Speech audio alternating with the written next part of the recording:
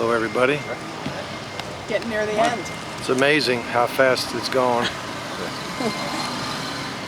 Today was a good day in that we got to teach our 1-minute offense and 1-minute defense. How to try to play a drive before the half, how to try to play a drive at the end of a game. A lot of learning going on. I was rusty myself, but we got everything taught that we needed to get taught. We got a lot of things on film we needed to get on film to help us build on that throughout the summer.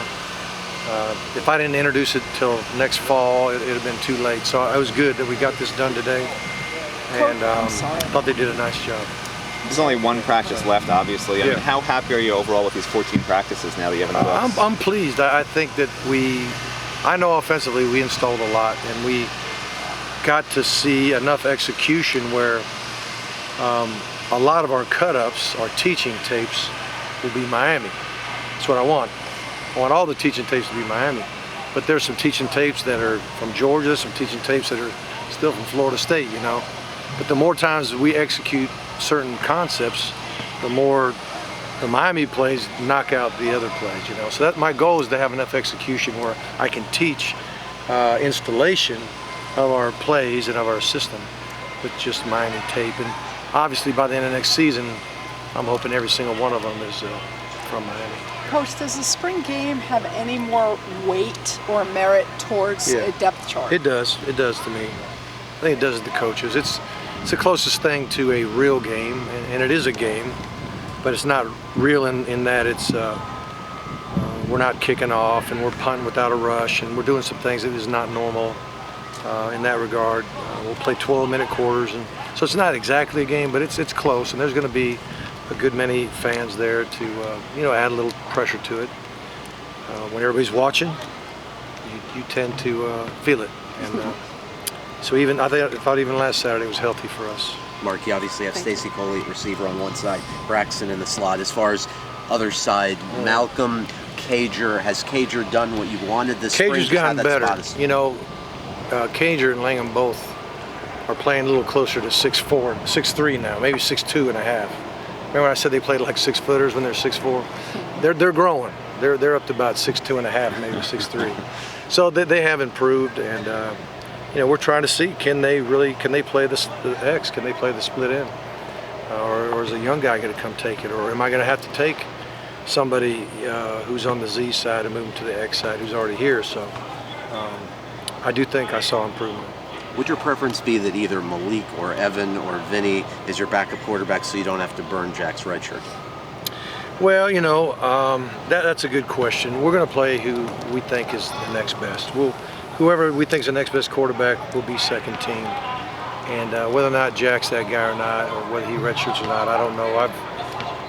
I've coached it so long. I had a string like at Florida State where everybody I ever coached redshirt. It was just kind of the way it was, because there's somebody always ready with 2 or 3 years experience. Sometimes their fourth year, they were a redshirt junior. They started 2 years. Charlie Ward being one of those, and we all know what happened with him. So, will he redshirt or not, I don't know. But if he's the number 2 quarterback, he won't redshirt.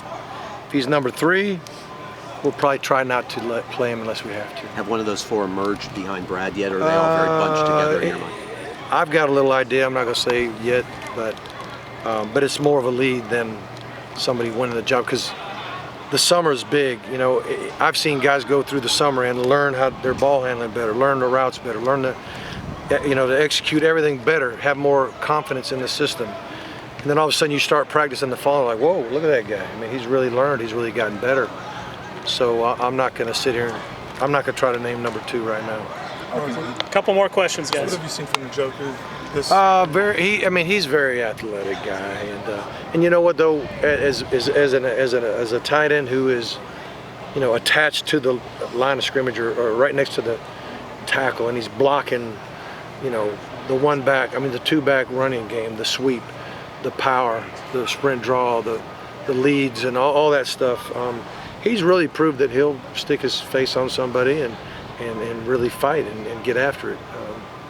He's definitely athletic enough to block, but you got to be strong and you got to be really willing. And I see some of that too. So he's a pretty versatile guy. Mark, is Traylon Gray a guy that you can move around, or is he strictly a running back? Right now, I see him as strictly a tailback right now. Okay. And I'm not really. I never even thought to put him anywhere else, quite frankly. I mean, you're trying to learn one spot.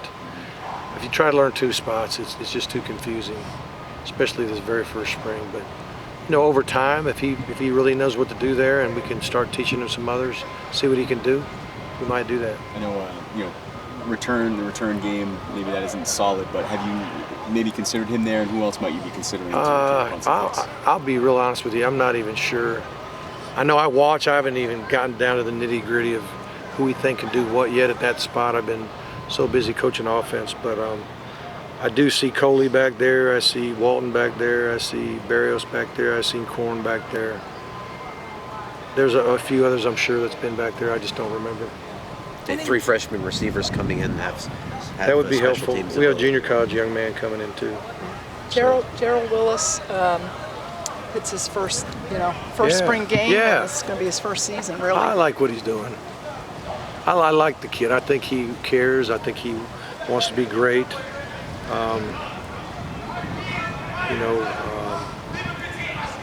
We'll see. We'll see. How much he's progressed. But I think there's no doubt in my mind that if he stays healthy and does what he's supposed to do in the summer, he'll play a bunch of snaps for us. All right, last question, guys. Anybody else? Tight end overall beyond Yeah. David, has Standish shown you much? He's done all right, but the top two have been Herndon and Njoku. Have been In the that top order? two. Well, they play so much at the same time in the game at the same time that sometimes one's a tight end, sometimes he's a receiver, one time a guy's a fullback. We move him around a lot. Does David play fullback a little bit?